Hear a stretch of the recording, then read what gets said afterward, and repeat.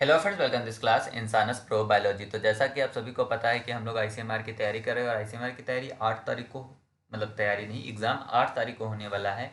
आपको एग्ज़ाम में जाने से पहले क्या क्या डॉक्यूमेंट ले जाने हैं, क्या क्या ध्यान रखना है, उसका वीडियो मैंने ऑलरेडी अपलोड कर रखा है।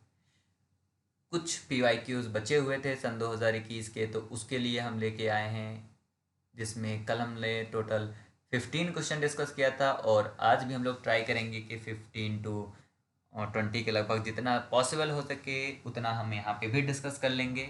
डेफिनेटली यहाँ से कुछ क्वेश्चंस आ सकते हैं, तो इसलिए आप इसको ध्यान से समझने की कोशिश कीजिएगा। यहाँ पे सबसे पहला क्वेश्चन है, what is the function of चेपेरोनिन।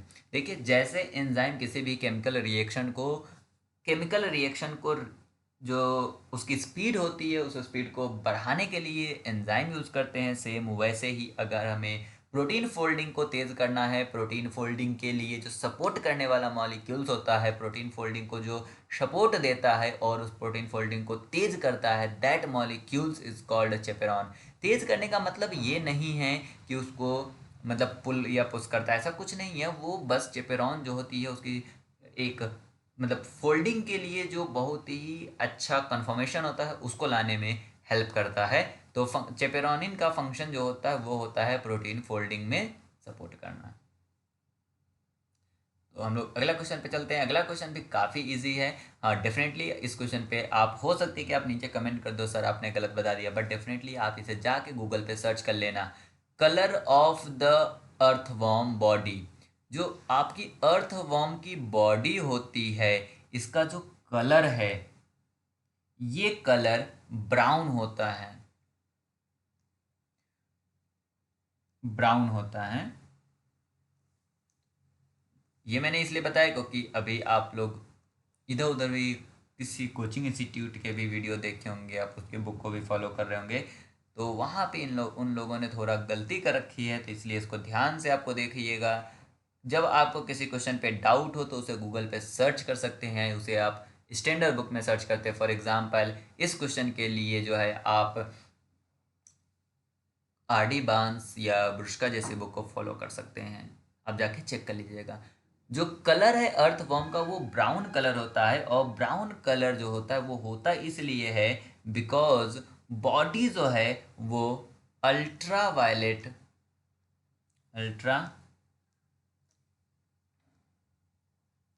Violet radiation से बचा बच सके।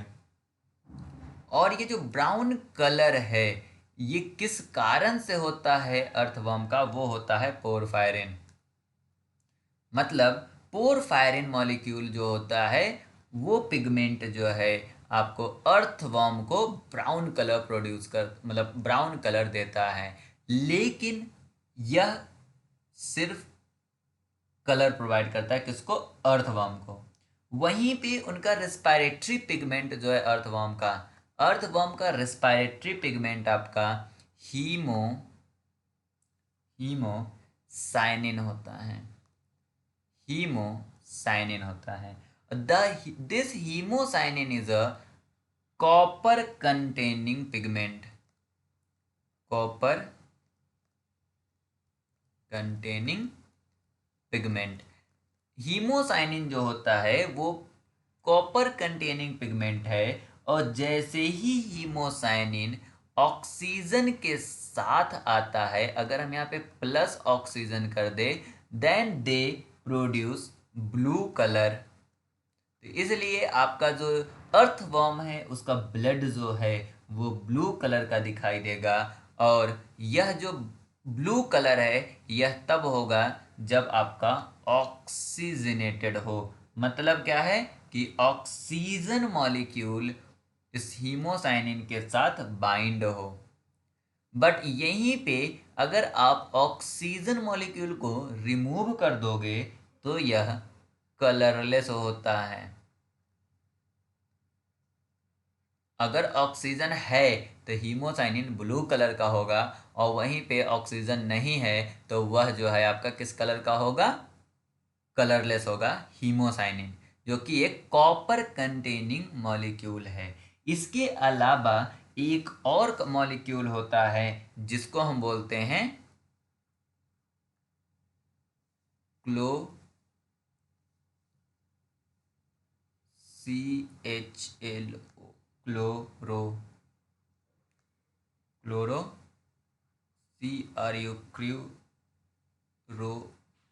क्यूरोरेनिन. This is a iron containing molecule.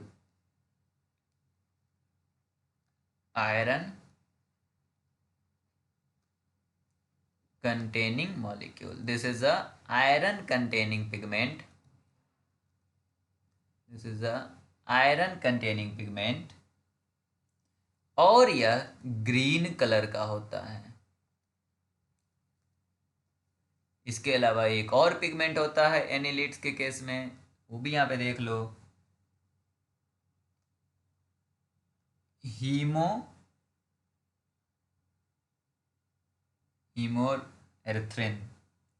हीमोरेथ्रिन्स.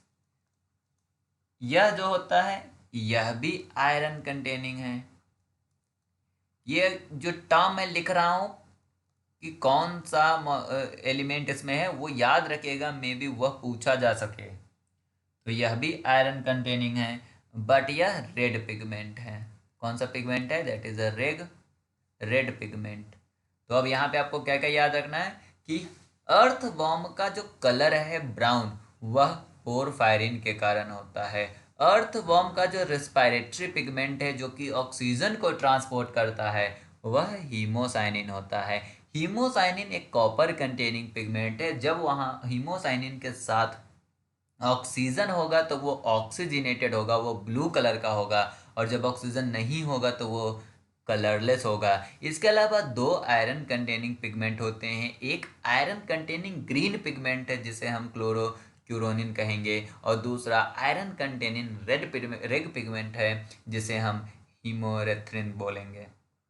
तो ये कुछ पिगमेंट्स हैं जिसको आप याद करके रखिएगा, मे बी कहीं ना कहीं ये पूछा जा सकता है. ये क्वेश्चन चलिए हम आपको बताते हैं. यहाँ पे क्वेश्चन बताने से पहले हम इन तीनों अमाइनो एसिड के स्ट्रक्चर आपको बता दें. तो अगर हम ट्रिप्टोफैन की बात करें तो ट्रिप्टोफैन जो होता है वो होता है COO minus CHH3N plus CH2, then फिर यहाँ पे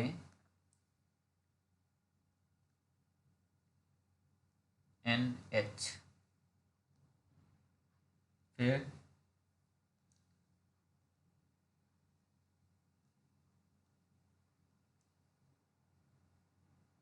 एक बॉन्ड यहाँ, ये बॉन्ड यहाँ. यहाँ पे जो ये ग्रुप है, जो आपका ये R ग्रुप है, ये आपका क्या है? एरोमेटिक है. एरोमेटिक है. ये जो है यह आपका ट्रिप्टोफैन है.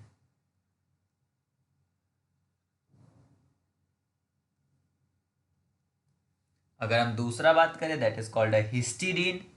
हिस्टीडीन का स्ट्रक्चर बनाते हैं तो हिस्टीडीन स्ट्रक्चर कुछ इस तरह से COO CH3N plus CH2 then C, फिर आपका है NH प्लस,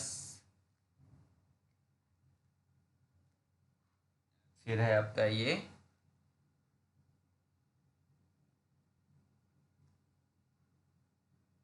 डबल बॉन्ड. ये आपका है हिस्टीडीन. एंड इसका जो ये ग्रुप है that is also the aromatic. Histamine, histidine या हिस्टीडीन. इसके अलावा अगर हम प्रोलीन के स्ट्रक्चर की बात करें तो प्रोलीन का होता है COO minus CH,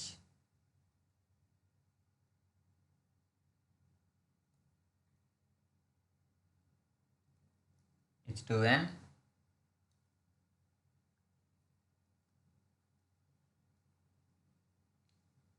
that is a proline. Proline के बारे में आपको याद रखना है कि proline is a secondary amino acid. Proline क्या है?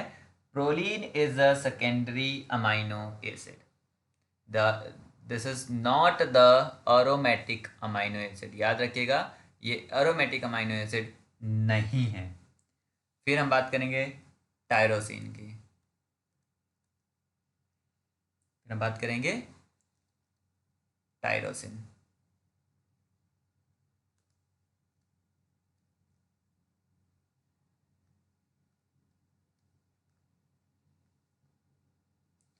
टायरोसिन का जो मॉलिक्यूल है, जो इसका आर ग्रुप है, this R group is also this R group is also tyrosine. This R group is also the aromatic. Question ने पूछा है which of the following amino acid does not have an aromatic ring. ध्यान दीजिएगा, proline is a secondary amino acid and this is, मतलब जो आपका proline है, proline में आपका क्या है? अरोमेटिक रिंग नहीं है। तो proline is a correct answer for this question.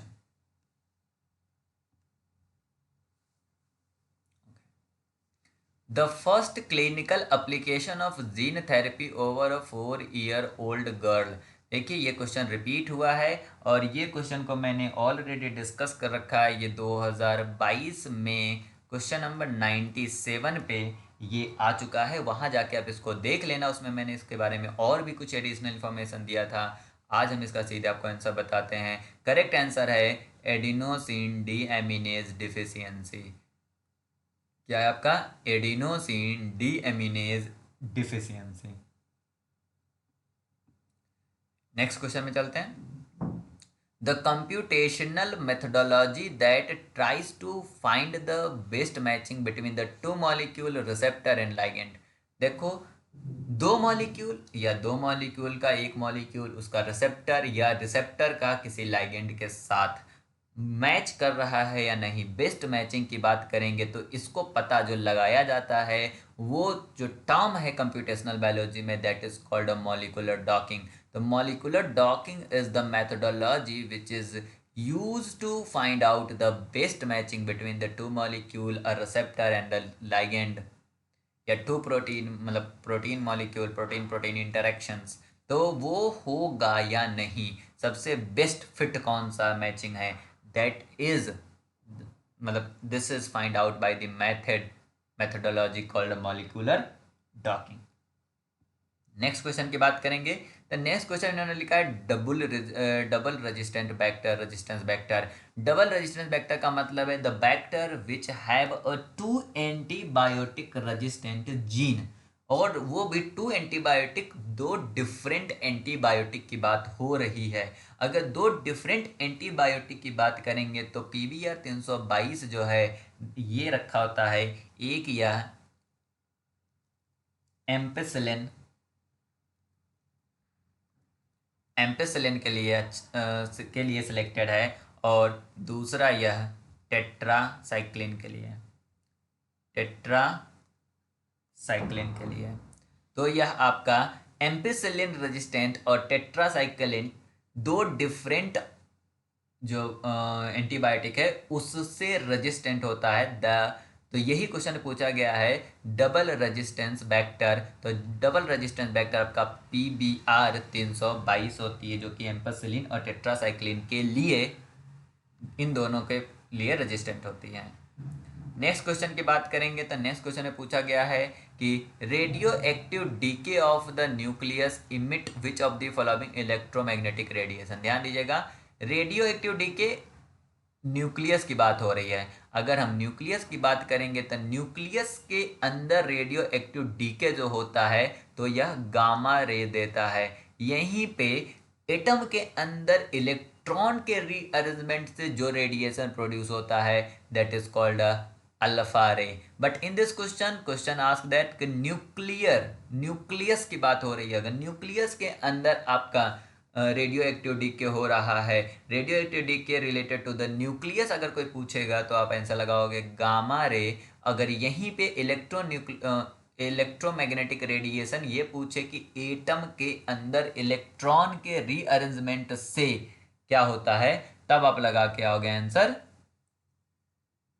X ray. तो ये दोनों टर्म आपको याद रखना है कि एक्सरे कब होता है और गामा रे कब होता है। अगला क्वेश्चन चलते हैं। ये काफ़ी इजी क्वेश्चन है। यहाँ पे पूछा है which of the following produce the antibody. अगर आपने इम्यूनोलॉजी का मेरा जो 6 लेक्चर है उसको भी पढ़ा होगा तो उसमें भी मैंने बताया है कि बी सेल जो है वो डिफ्रेंशिएट होकर बी मेमोरी सेल और प्लाज्मा सेल बनाती है, और this B plasma cell produce the antibody. तो यहाँ पे करेक्ट आंसर है बी लिम्फोसाइट। बी लिम्फोसाइट जो होती है यह मेमोरी सेल और प्लाज्मा सेल बनाती है, और यह प्लाज्मा सेल जो होती है वो एंटीबॉडी को प्रोड्यूस करती है, और इस तरह की इम्यूनिटी को हम ह्यूमोरल इम्यूनिटी कहते हैं। इसके अलावा जहाँ पे सेल यूज होता है that is called a cell mediated immunity. यहाँ पे क्या हो रहा है, एंटीबॉडी सिक्रीशन यूज हो रहा है for defence against the antigens pathogens. यहाँ पे ये भी क्वेश्चन आपने अगर हमारा जो 6 लेक्चर पढ़े हुए ना, सिर्फ 6 वीडियो का अगर आपने ध्यान से सुना होगा तो उसमें मैंने बता रखा है कि पोरफायरिन कब रिलीज होता है। नेचुरल किलर सेल से पोरफायरिन रिलीज होता है। नेचुरल किलर सेल्स जो होती है वो पोरफायरिन रिलीज करती है जो कि पैथोजेंस के मेम्ब्रेन में पोर प्रोड्यूस करता है, और पोर प्रोड्यूस करने से क्या होता है, बाकी केमिकल्स अंदर जाते हैं या वाटर अंदर जाके उसको मार देते हैं। तो पोर फायरिंग जो होती है वह आपका नेचुरल किलर सेल प्रोड्यूस करती है। Porphyrin lined pores in target cells are developed by natural killer sales.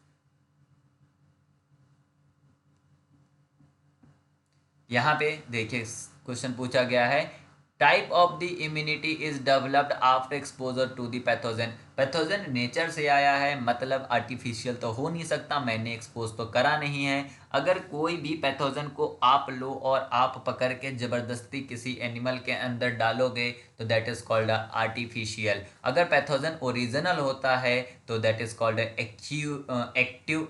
अगर वहीं पे उसका जो है कुछ पार्ट निकाल के अगर हम उसको उसके लिए हम प्रोड्यूस करते हैं that is called acquired passive. But यहाँ पे क्या हो रहा है, यहाँ पे हो रहा हम ओरिजिनल पैथोजन को यूज कर रहे हैं, वो भी exposure of the pathogen from the nature that is called natural, that is called natural active acquired immunity. क्योंकि हमारे बॉडी में बिल्कुल करेक्ट पैथोजन से जो कि पैथोजन है उसके लिए हमारी बॉडी के अंदर क्या प्रोड्यूस हो रहा, इम्यूनिटी प्रोड्यूस हो रहा, that is called natural active acquired immunity.